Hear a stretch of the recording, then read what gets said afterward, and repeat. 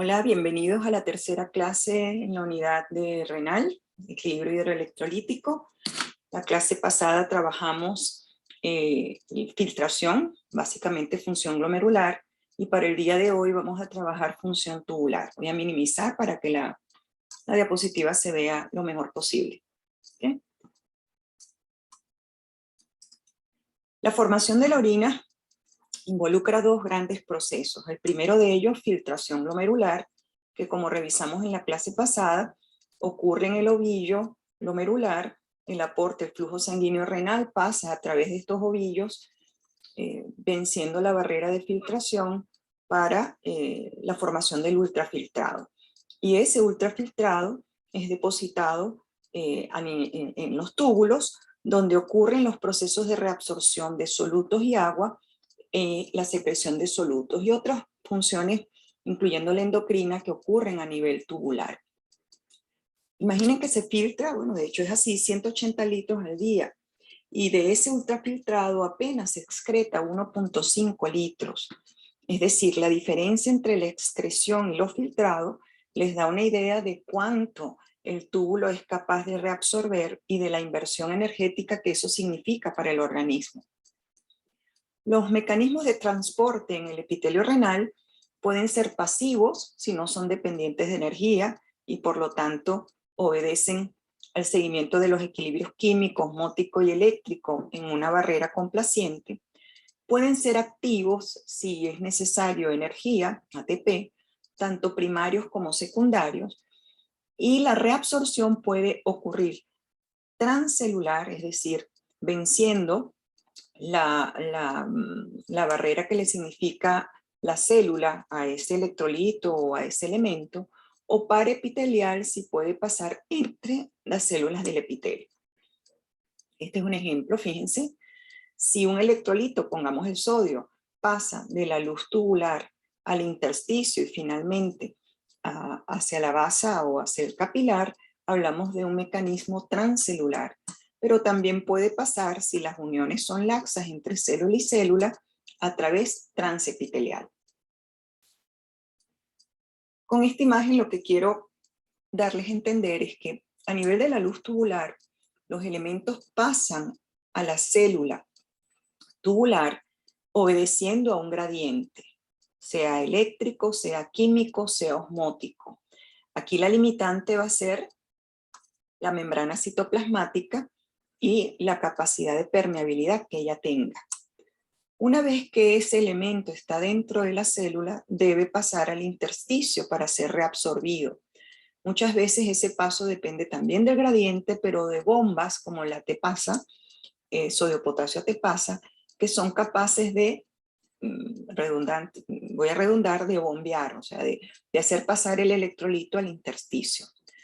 Una vez que el intersticio acepta tanto electrolitos como agua, esos elementos van a pasar al capilar para ser devueltos al sistema.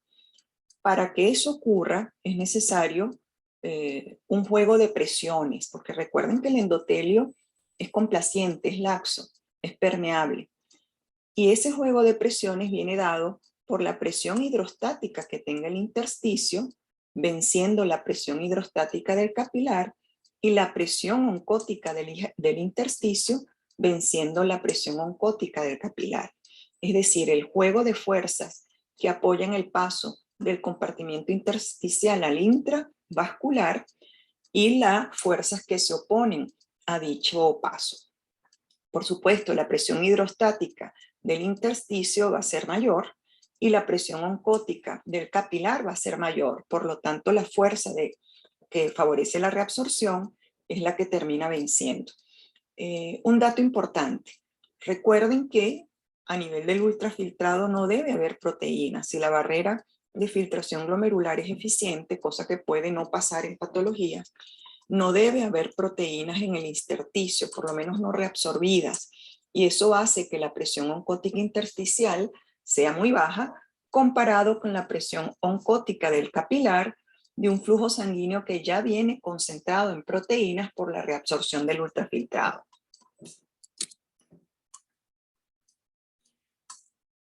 Es importante que entendamos desde el principio que el túbulo está dividido en segmentos, no solamente segmentos histológicos, sino segmentos funcionales.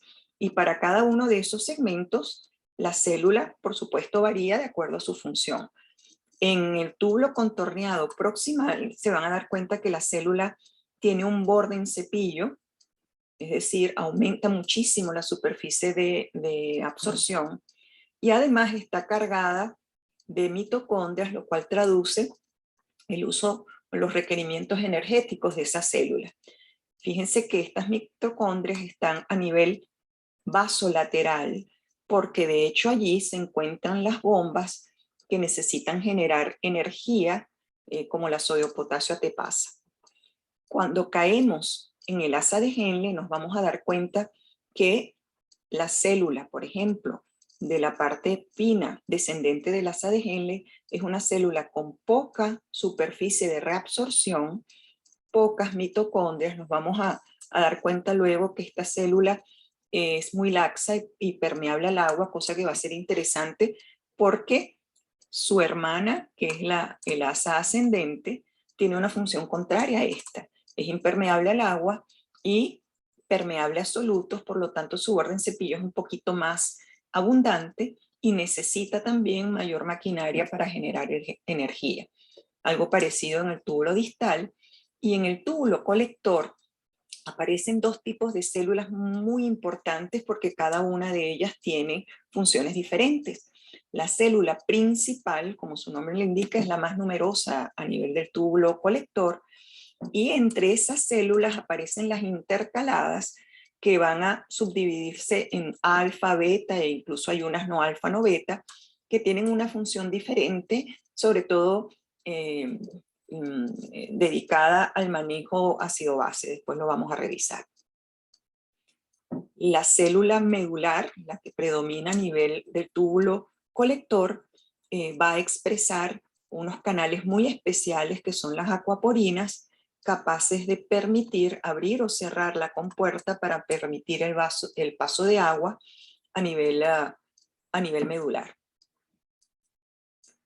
Este es un esquema que después vamos a volver a visitar, en donde básicamente están resumidas las características del paso de elementos de la luz tubular a la sangre. Recuerden que para pasar a la sangre antes tiene que estar en el intersticio, y de cómo la asimetría de estas células, es decir, la diferenciación entre transportadores que dan hacia la luz versus los transportadores y bombas que dan hacia el intersticio, es lo que permite la reabsorción de solutos.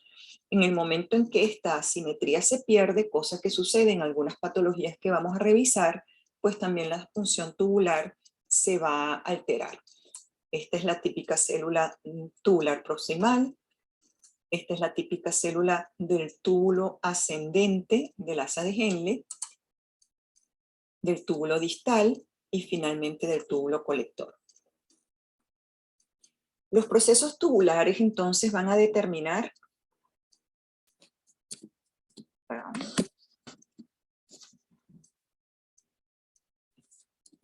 a tratar de pasar acá, la composición de la harina. Obviamente, pues ese ultrafiltrado es modificado para luego ser vertido hacia el uréter o hacia el cáliz, y luego el uréter. Van a determinar la osmolaridad. Recuerden que la osmolaridad del LEC es dependiente de sodio, la osmolaridad del LIC es dependiente de potasio, por lo tanto, cuanto eliminemos de sodio va a traducirse en la osmolaridad plasmática. Composición tanto del LEC como del LIC, y el pH, que no es otra cosa que la concentración de protones en el líquido extracelular e intracelular. Finalmente, los procesos tubulares van a determinar el volumen corporal total, que es dependiente de esas composiciones. El manejo de sodio y agua es quizás lo más importante desde el punto de vista de la conservación de la vida, porque se filtran 180 litros al día de plasma, y si la concentración plasmática de sodio es de 142 milequivalentes por litro, estamos hablando de una filtración de 25.000 milequivalentes al día. La pérdida de esta cantidad de sodio es incompatible con la vida, ya que simplemente vaciaría el LEC y por lo tanto perderíamos la capacidad de perfusión de órganos por la pérdida de volumen. En el túbulo proximal ocurre el 70% de la reabsorción de cloruro de sodio o bicarbonato y casi el 100% de nutrientes como glucosa, fosfato, citrato. Es muy importante entender que la bomba sodio-potasio ATPasa, que se ubica a nivel vasolateral, genera un gradiente al sacar sodio de la célula que va a favorecer la entrada de sodio a través de cotransportes, sean antiportes como este que vemos acá o cotransportes como estos dos que vemos aquí. Entonces, la generación de el gradiente intracelular de estas células tubulares proximales dependen de esta bomba. Por lo tanto, estos procesos son activos secundarios, ¿sí? Ese gradiente es capaz de generar secreción de protones, pero también es capaz de servir de lanzadera para la absorción de glucosa, aminoácidos y de aminoácidos. Por lo tanto, ya en la parte más distal del túbulo contorneado no encontramos ni glucosa, no encontramos aminoácidos en condiciones normales. Este cotransportador sodio-glucosa está muy de moda a raíz de la aparición de fármacos que son capaces de bloquear este cotransportador y tiene implicaciones en el manejo de la diabetes mellitus, tiene implicaciones en protección renal, en otras patologías, incluso insuficiencia cardíaca. Seguramente cuando vean farmacología lo van a tener que recordar. Cuando llegamos entonces a la porción más distal del túbulo conector, hay un aumento relativo de cloro con una pérdida relativa de bicarbonato en el ultrafiltrado, ya que la mayoría fue reabsorbido en este sector. No deberíamos encontrar glucosa en aminoácidos y se establecen canales de cloro que son capaces de permitir algo de reabsorción. También es verdad que a nivel paraepitelial o paraepitelial hay uniones laxas que permiten la difusión de sodio al intersticio incluso por arrastre de agua. Entonces tenemos esta posibilidad, la posibilidad de codifusión de sodio y de cloro a través transepitelial. De nuevo, se genera entonces aquí en el intersticio tanto una presión hidrostática aumentada y el gradiente químico y eléctrico favorece la reabsorción a nivel del capilar. Cada vez que vean reabsorción a nivel de capilar, estamos hablando del LEC, ¿okay? Del líquido extracelular, el compartimiento intravascular. El túbulo colector entonces reabsorbe hasta el 70, quizás más en algunos casos, del agua filtrada, utilizando como impulsor fuerza osmótica transtubular generada por la absorción de solutos, y esa absorción de solutos es dependiente de energía. Por eso esta célula está tan cargada de mitocondrias. Cuando el ultrafiltrado llega al asa de Henle, va a llegar menos volumen, pero va a llegar en una condición isosmótica respecto al plasma, porque por cada elemento de sodio estamos reabsorbiendo de manera isosmótica agua. Recuerden que este túbulo es permeable al agua. Por lo tanto, eso es un dato que vamos a tener en cuenta más adelante cuando hablemos de la capacidad de concentración de la orina. Vale la pena también acotar que a nivel del túbulo contorneado proximal se dan también una serie de funciones. Algunas tienen que ver con manejo ácido-base, como la glutamina y el citrato. También hay amoniogénesis o gluconeogénesis, es decir, parte de la función endocrina del riñón se da en el túbulo proximal. Se produce la activación de vitamina D, lo cual es muy importante. Este es el segundo paso de hidroxilación. Y además se generan varios mediadores como la eritropoyetina, indispensable para estimular la síntesis de hemoglobina y glóbulos rojos a nivel medular, y la renina. También es importante mencionar, y cada vez se trabaja más este tema, que estas células son muy activas desde el punto de vista paracrino y autocrino, incluso intracrino. La generación de dopamina, endotelina, prostaglandinas, renina y angiotensina 2 se da en estas células tubulares. Cuando llegamos al asa de Henle, vamos a revisar que más o menos el 25% de electrolitos como sodio, cloro, potasio, calcio y bicarbonato se reabsorbe a este nivel a través de lo que yo llamo una superbomba que está ubicada en el sector ascendente. El segmento descendente reabsorbe agua, tiene una permeabilidad elevada al agua, restringiendo la reabsorción de solutos. Esta simetría entre el segmento descendente y el ascendente va a ser muy importante cuando hablemos de concentración de orina, ya lo vamos a revisar. El segmento ascendente del asa de Henle tiene a nivel de la luz tubular una bomba muy poderosa que es capaz de aprovechar el gradiente de sodio generado por la bomba sodio-potasio-ATPasa, que está a nivel vasocelular, para introducir a través de un cotransporte dos moléculas de cloro y una de potasio. Es decir, la reabsorción de 4 elementos eléctricos, y por eso la llamo la superbomba. Cuando se genera esta reabsorción, hay un potencial transepitelial positivo que empuja a nivel paracelular la entrada de sodio y calcio.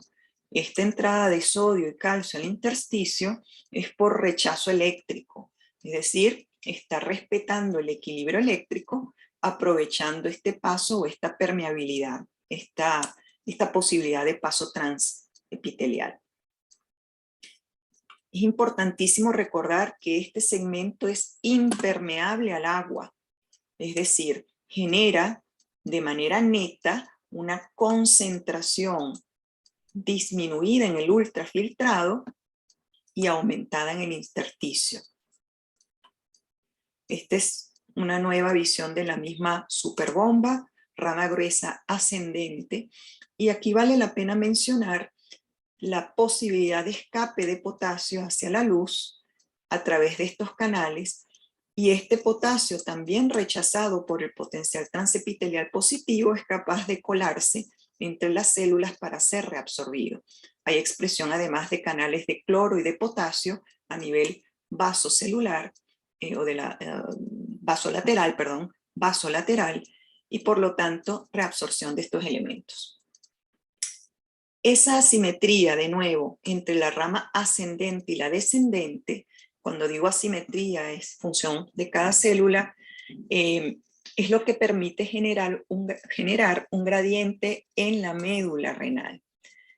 Cuando el ultrafiltrado sale del túbulo tubular proximal, está en una condición isosmótica con la del plasma. Básicamente la misma osmolaridad, porque toda la reabsorción de solutos y de agua es isosmótica. Pero al llegar a la rama descendente del asa de Henle, esta rama es permeable al agua, impermeable al soluto. Por lo tanto, el agua va a obedecer a la fuerza osmótica que corresponda. Si el intersticio está en 400, el agua seguirá su reabsorción respetando la osmolaridad del intersticio, y fíjense cómo la orina, al ser depletada de agua, se va concentrando a un máximo de 1200 miliosmoles por decilitro. Cuando ese ultrafiltrado llega a la rama ascendente del asa de Henle, cambian las reglas de juego, porque esta rama es permeable a solutos, impermeable al agua. Aquí ocurre el fenómeno contrario. En la medida que vamos ascendiendo, y se puede, a través de la superbomba de la que les hablé en la lámina pasada, reabsorber solutos, básicamente cloruro de sodio, sodio y cloro, y en la medida que ascendemos, el ultrafiltrado se va a volver cada vez más hipoosmótico, al punto de poder llegar incluso a 100 miliosmoles litro, una vez que llega al túbulo contorneado distal. En este túbulo contorneado distal todavía vamos a tener una reabsorción relativa de agua con una concentración en cuanto a molaridad, ¿no? De 200 miliosmoles en el momento en que ese ultrafiltrado llega al túbulo distal. Entonces, este juego, esta simetría va a generar capas cada vez menos concentradas desde la médula hacia la parte cortical. La generación de este gradiente es el que va a permitir que cuando entre el ultrafiltrado al túbulo distal, la permisividad del paso de agua genere concentración de orina. Lo interesante es que a nivel distal el paso de agua está regulado por la hormona antidiurética y ella expresa canales de agua según la regulación de esta hormona. Es decir, esta etapa es regulable dependiendo del tono de hormona antidiurética, también llamada vasopresina. Para que el mecanismo de contracorriente funcione, se necesitan que los componentes del sistema estén indemnes. Necesitamos un asa de Henle asimétrica con variación de permeabilidad, una base recta en forma de horquilla que permita que no se lave, entre comillas, la médula, un túbulo colector susceptible a ADH y un intersticio sano. La concentración máxima de orina es de 1400 miliosmoles, es lo más concentrado que puede estar con un volumen mínimo de 500 mililitros y puede llegar a una concentración mínima de 50 miliosmoles. Esta capacidad de concentración es consecuencia de un mecanismo de contracorriente sano y de la regulación posterior en el túbulo distal de la hormona antidiurética. La urea también contribuye a este gradiente de concentración, esta osmolaridad que es descendente si empezamos en la parte más distal hacia la corteza. La urea tiene una permeabilidad laxa en este sector y contribuye a la presión osmótica de cada uno de esos sectores. En el nefrón distal, tanto el túbulo distal como el colector se va a suceder, si bien la cantidad de ultrafiltrado que llega es muy pequeña y la reabsorción de solutos ha ocurrido de manera muy importante a nivel del túbulo proximal y el asa de Henle, la importancia del nefrón distal es que allí están los mecanismos de regulación más finos. Son mecanismos muy complejos que permiten el ajuste digamos, más adecuado, más exacto, que determinará finalmente las características de la orina. En el túbulo distal ocurre algo muy significativo y es que vuelve a ser, como se los mencioné antes, impermeable al agua y tiene un par de cotransportes que aprovechan de nuevo el gradiente del sodio generada por la sodio-potasio ATPasa. Tiene mucha responsabilidad en la reabsorción de cloro. Esto es importante porque este cotransportador va a ser susceptible a manejo con diuréticos, eso lo van a ver en farmacología, pero es importante que tengan la idea de dónde actúan ciertos diuréticos que van a utilizar en terapéutica. Cuando llegamos al túbulo distal, vamos a ver que las células se sofistican un poco más. Las células más importantes en el túbulo distal, no más importantes, las más numerosas, y por eso su nombre, son las células principales, esta que ven acá. Esas células principales van a tener una capacidad de reabsorber sodio a través de los canales ENaC, estimulables por aldosterona, y esa reabsorción de sodio genera una diferencia de potencial transmembrana negativa que es capaz de generar la salida de potasio. Es decir, a nivel de la célula principal ocurre una reabsorción de sodio y agua. Recuerden que el sodio arrastra agua porque la célula es permeable al agua. Y el precio que se paga es la secreción de potasio.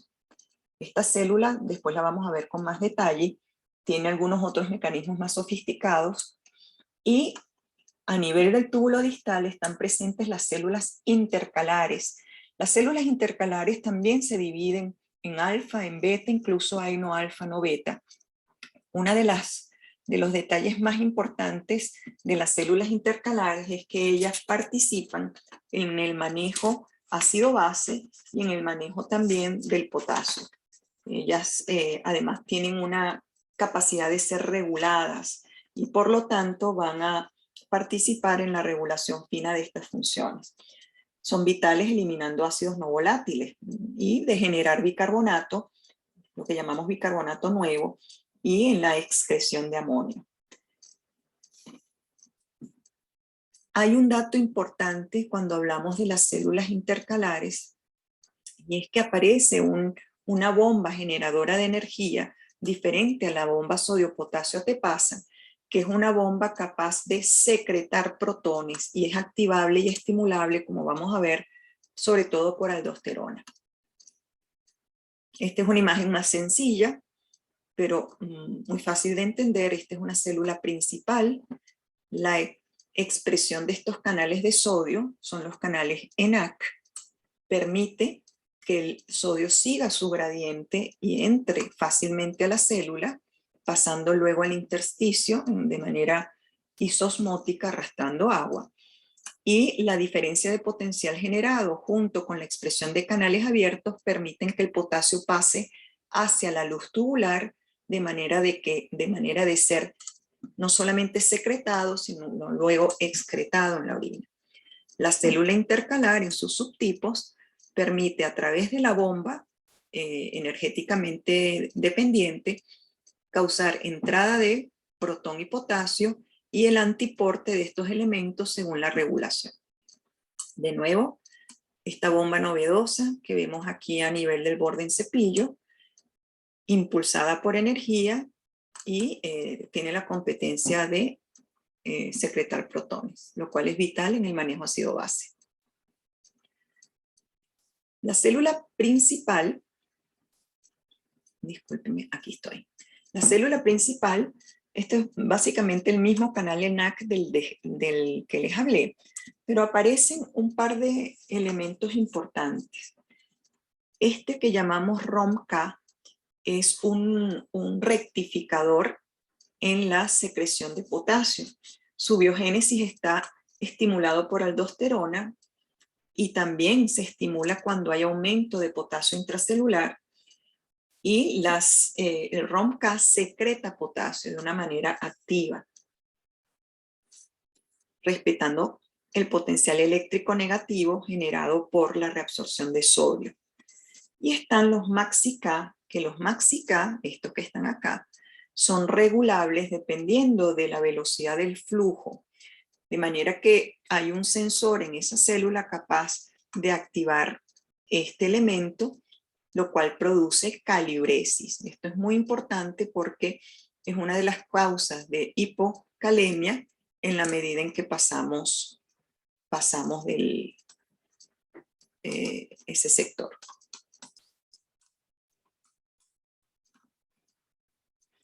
Las acuaporinas están expresadas dependiendo del estímulo de hormona antidiurética.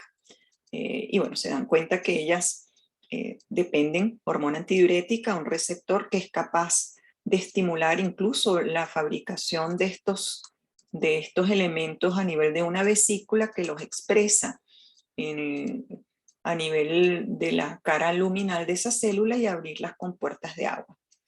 Cuando estas compuertas están abiertas, el agua sigue su equilibrio osmótico pasando el intersticio. La regulación neumoral de la reabsorción de agua y sodio depende del juego de presiones hidrostáticas y osmóticas, la velocidad de flujo, y hay un control también pasivo dependiente de los gradientes. Esto es un esquema también muy sencillo que permite ver los sectores del túbulo y cómo la regulación por diferentes sistemas lo influyen, ¿no? El sistema simpático, que es capaz de disminuir la presión hidrostática peritubular y por lo tanto favorecer la reabsorción. La aldosterona, que estimula la expresión de canales ENaC, y también ROMK, el péptido natriurético que favorece la vasodilatación y por lo tanto la disminución de la reabsorción tubular y una natriuresis, y la dopamina que también tiene esa función. La AT2 es la hormona más importante, la angiotensina 2, en la regulación de la reabsorción de sodio-cloro, dado sus efectos hemodinámicos glomerulares. La disminución de la bulimia es un fuerte estímulo para su liberación. La ADH es la hormona más importante en la regulación del balance hídrico.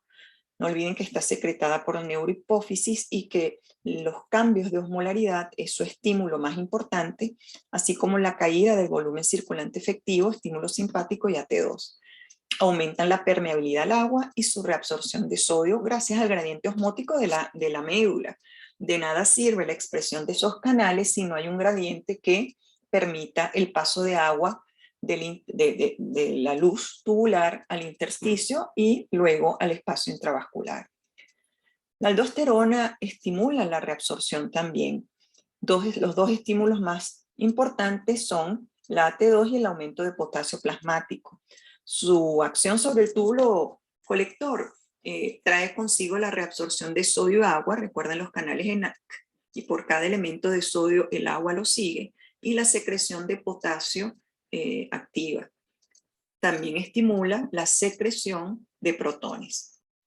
El péptido natriurético inhibe ADH y aldosterona, y la vasodilatación y natriuresis se ven favorecidos. El simpático, a través de la estimulación de los receptores de endotelina, de adrenalina, y también es un coadyuvante en el estímulo de AT2 y ADH. La dopamina, y esto es un cuadro resumen de los lugares donde cada uno de estos elementos es capaz de actuar, la acción que terminan generando, y los lugares del túbulo donde están ubicados. Hay un par de conceptos claves que quiero compartir. Uno es la carga filtrada. Recuerden que la carga filtrada es la cantidad de soluto que pasa del espacio intravascular glomerular a la cápsula de Bowman. Es decir, que cuando hablamos de carga filtrada, no estamos hablando de función tubular, solo de función de filtración glomerular. La cantidad de sodio urinario es dependiente de la función tubular. Vamos a introducir el concepto de fracción excretada. La fracción excretada responde a la proporción de cuánto se excreta de toda la masa que se filtró. Es decir, es una expresión de reabsorción tubular. Una fracción excretada de un elemento X de 0,25 significa que la masa de ese elemento es del 23% de la proporción que se filtró. Es decir, que un 77% de esa carga filtrada experimentó una reabsorción.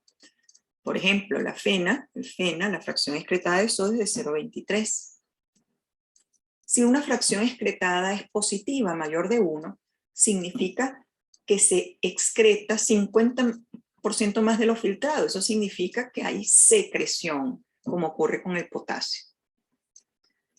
La osmolaridad urinaria también es una expresión de función tubular, la densidad, la aparición de glucosuria, que se da en el caso de disfunción del cotransportador sodio-glucosa en el túbulo proximal. Lo mismo pasa con la aminoaciduria y el pH urinario, que está regulado por la capacidad del túbulo de secretar protones, generar bicarbonato nuevo, en el caso que vamos a revisar luego en equilibrio ácido-base. Esta es la bibliografía que les propuse. Los temas están muy detallados, con unos dibujos muy ilustradores de todo lo que acabamos de hablar. Se los envié con el delegado y bueno, este es el final de la clase número 3.